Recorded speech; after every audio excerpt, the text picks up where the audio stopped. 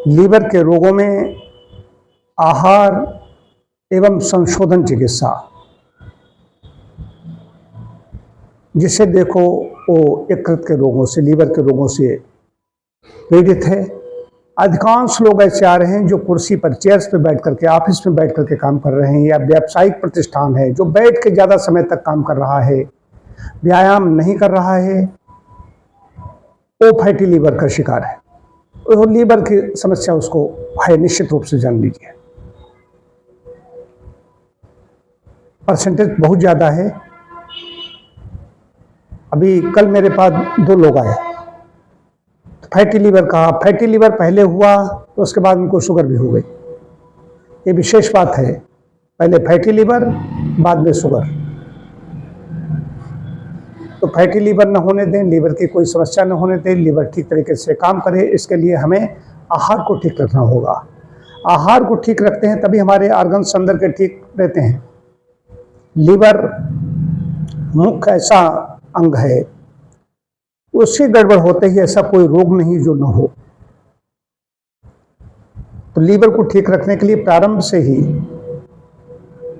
बाल्यकाल से ही आहार विहार ऐसा रहे। बचपन में देखता हूँ जो बच्चे बड़े हेल्दी हैं, उनका वजन ज़्यादा है, उसका कारण यह है उनको बाल्यकाल में ही माताएं घी खिलाने लगती हैं, चिकनी चीज़ ज़्यादा खिलाने लगती हैं, स्टार्ची फूड ज़्यादा उनका शुरू हो जाता है, तो वहीं से उसकी नींव पड़ जाती है।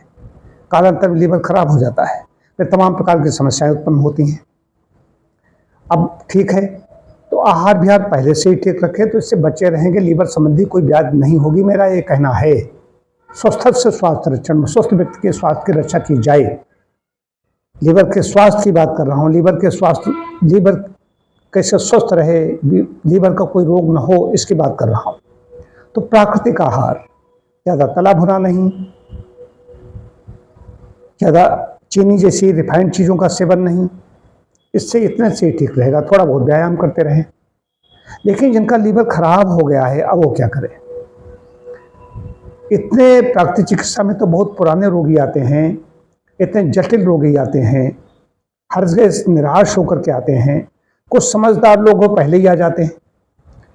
इतना SGOT SGPT बढ़ा हुआ आ रहा है, बिलिरुबिन इतना ज़्यादा आ रहा है, कई बार आश्चर्य होता है। लेकिन अच्छी बात यह है कि उनको जितना बताते हैं वैसा वो करते हैं, जैसा परहेज बताते हैं वैसा वो करते हैं। चिकित्सा उनकी की जाती है। चिकित्सा में यहाँ पर पेट सबसे पहली चीज़ है, पेट साफ, रोग साफ। उसके बाद में संशोधन चिकित्सा की जाती है, जहाँ आंत क्लियर हुई, मलक्रिया ठीक हुई, लीवर ठीक होने लगता है। लीवर को आराम देने के लिए फिर वही आहार देना होता है। लीवर पर ज़्यादा जोर पड़ रहा था, ऐसी गरिष्ठ चीज़ें खा रहा था व्यक्ति, उस पर बहुत अल्कलाइन डाइट दे दी, लीवर को आराम मिलने लगी। उधर जो टॉक्सिन्स थे, विजातीय पदार्थ थे, उसको बाहर निकाल दिया। आंत के साफ होते ही लीवर ठीक होने लगता है। ये मुख्य बात बता रहा हूँ। ये तो घर में भी है, ऐसा नहीं कह रहा हूँ यहाँ पर आए, यहाँ पर भी आने की आवश्यकता नहीं है। घर बैठे ही आप ठीक हो सकते हैं। अपने आहार विहार को इतना हल्का कर लीजिए, चिकनी चीज़ें छोड़ दीजिए, चीनी से बनी चीज़ें छोड़ दीजिए, मैदा जैसी चीज़ें छोड़ दीजिए, ज़्यादा स्टार्ची फूड, कार्बोहाइड्रेट जिसमें है उसको ज़्यादा सेवन न करें, कम मात्रा में लें। हरी सब्जियों का सेवन ज़्यादा करें, मूंग की दाल ऐसी चीज़ों का सेवन करें। बस इतने से लीवर को आराम मिलेगी और ठीक हो जाएंगे।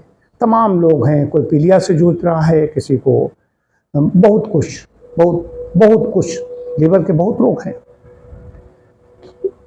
तो उससे बचने के लिए एक पथ्य का सेवन करें, और ज़्यादा समस्या कोई है तो संशोधन चिकित्सा इसमें बड़ी कारगर है। दवाओं से कुछ आराम मिलती है, लक्षण दब जाते हैं, लेकिन परमानेंट की ओर नहीं है। मैं अपने दीर्घकालिक अनुभव पर बोल रहा हूँ। तो आप कहीं चिकित्सालय में जाएंगे, जो चिकित्सक परहेज बता रहा है, किसी वैद्य के पास जाएंगे, प्राकृतिक चिकित्सा में जाएंगे, ये लोग परहेज बताते, होम्योपैथी में जाएंगे। परहेज बहुत बड़ी चीज़ है। यदि परहेज कर लिया, आप समझोगे तो डॉक्टर परहेज बता रहा है, हमारा दुश्मन नहीं है, वो आपका वास्तव में हितैषी है।